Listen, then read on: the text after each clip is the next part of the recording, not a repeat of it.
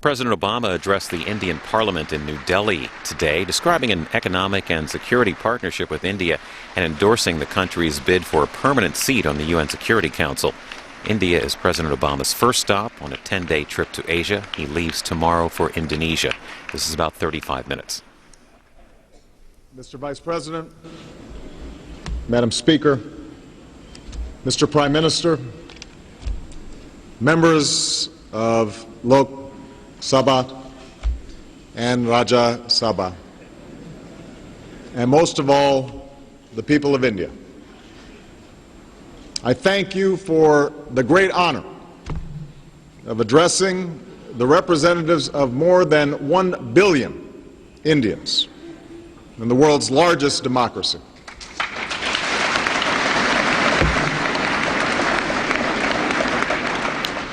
I bring the greetings and friendship of the world's oldest democracy, the United States of America, including nearly 3 million proud and patriotic Indian Americans.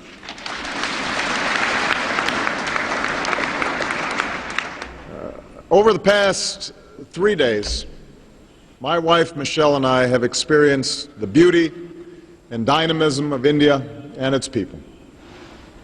From the majesty of Humayun's tomb to the advanced technologies that are empowering farmers and women who are the backbone of Indian society. From the Diwali celebrations with school children to the innovators who are fueling India's economic rise. From the university students who will chart India's future, to you, leaders who helped to bring India to this moment of extraordinary promise. At every stop, we have been welcomed with the hospitality for which Indians have always been known. So, to you and the people of India, on behalf of me, Michelle, and the American people, please accept my deepest thanks.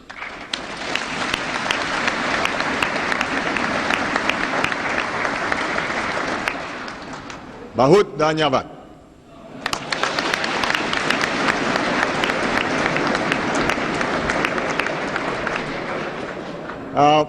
I am not the first American president to visit India, nor will I be the last.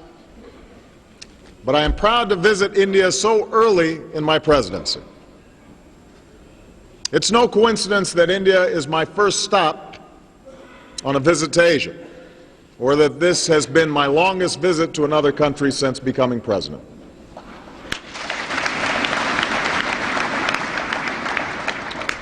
For in Asia and around the world, India is not simply emerging. India has emerged. And it is my firm belief that the relationship between the United States and India, bound by our shared interests and our shared values, will be one of the defining partnerships of the 21st century. This is the partnership that I've come here to build. This is the vision that our nations can realize together. My confidence in our shared future is grounded in my respect for India's treasured past, a civilization that's been shaping the world for thousands of years. Indians unlocked the intricacies of the human body and the vastness of our universe. It's no exaggeration to say that our information age is rooted in Indian innovations, including the number zero. India,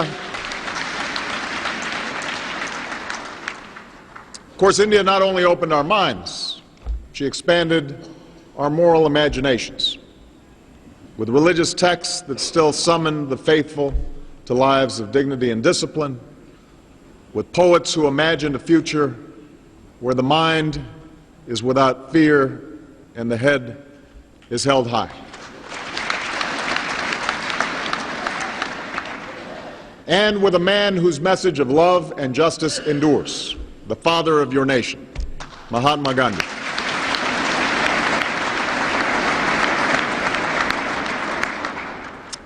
For me and Michelle, this visit has therefore held special meaning. See, throughout my life, including my work as a young man on behalf of the urban poor, I've always found inspiration in the life of Gandhiji and his simple and profound lesson to be the change we seek in the world. And just as he summoned Indians to seek their destiny, he influenced champions of equality in my own country, including a young preacher named Martin Luther King. After making his pilgrimage to India a half-century ago, Dr. King called Gandhi's philosophy of nonviolent resistance the only logical and moral approach in the struggle for justice and progress.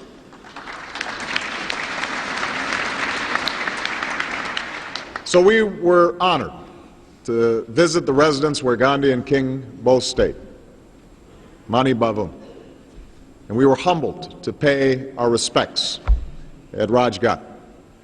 And I'm mindful that I might not be standing before you today as President of the United States had it not been for Gandhi and the message he shared and inspired with America and the world.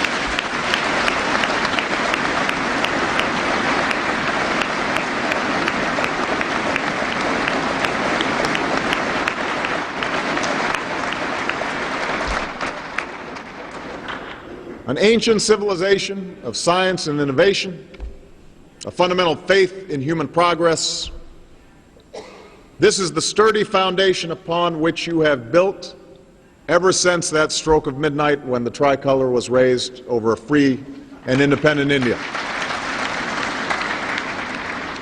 And despite the skeptics who said this country was simply too poor or too vast or too diverse to succeed, you surmounted overwhelming odds and became a model to the world.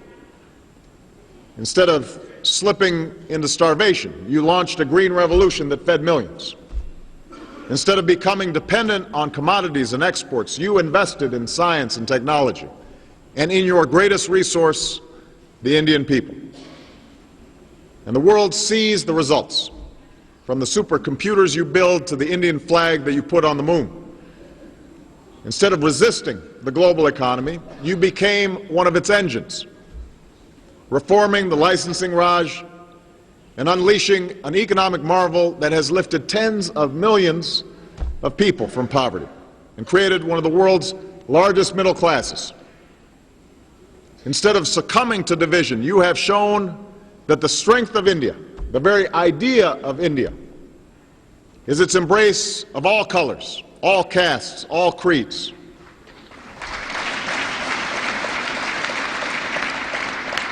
It's the diversity represented in this chamber today.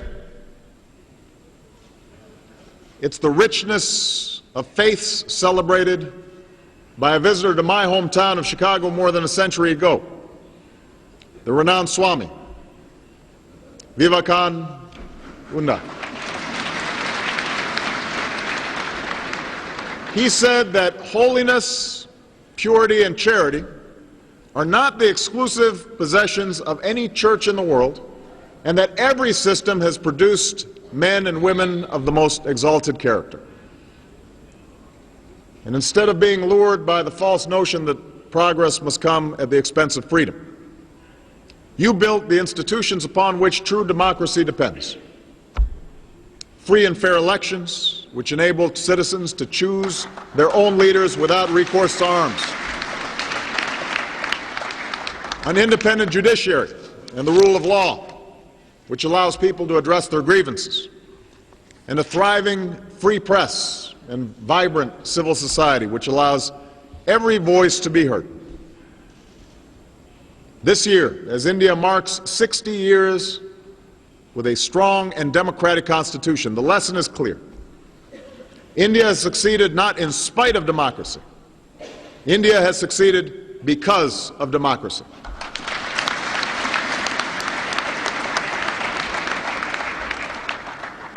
Now, just as India has changed, so too has the relationship between our two nations. In the decades after independence, India advanced its interests as a proud leader of the non-aligned movement. Yet too often the United States and India found ourselves on opposite sides of a north-south divide, estranged by a long Cold War. Those days are over. Here in India, two successive governments, led by different parties, have recognized that deeper partnership with America is both natural and necessary. And in the United States, both of my predecessors, one a Democrat, one a Republican, worked to bring us closer, leading to increased trade and a landmark civil nuclear agreement. So, since that time, people in both our countries have asked, what's next? How can we build on this progress and realize the full potential of our partnership? And that's what I want to address today. The future that the United States seeks in an interconnected world, and why I believe that India is indispensable to this vision. How we can forge a truly global partnership, not just in one or two areas, but across many. Not just for our mutual benefit, but for the benefit of the world.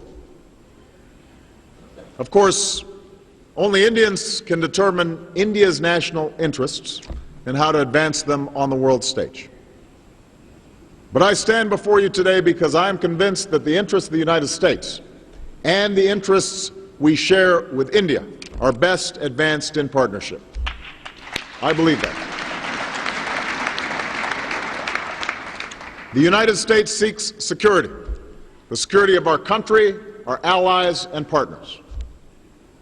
We seek prosperity, a strong and growing economy in an open international economic system. We seek respect for universal values, and we seek a just and sustainable international order that promotes peace and security by meeting global challenges through stronger global cooperation.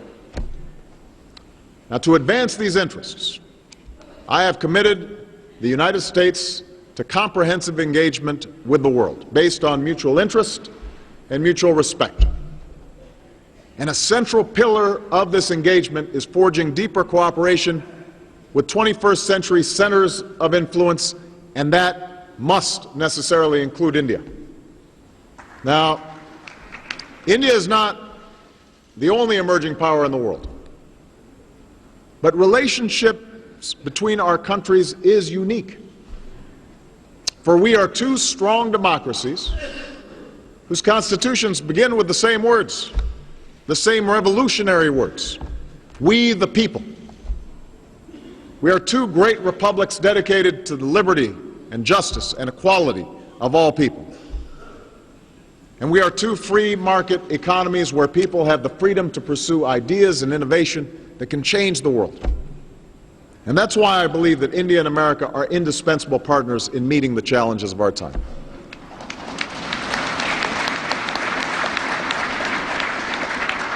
Since taking office, I've therefore made our relationship a priority. I was proud to welcome Prime Minister Singh for the first official state visit of my presidency.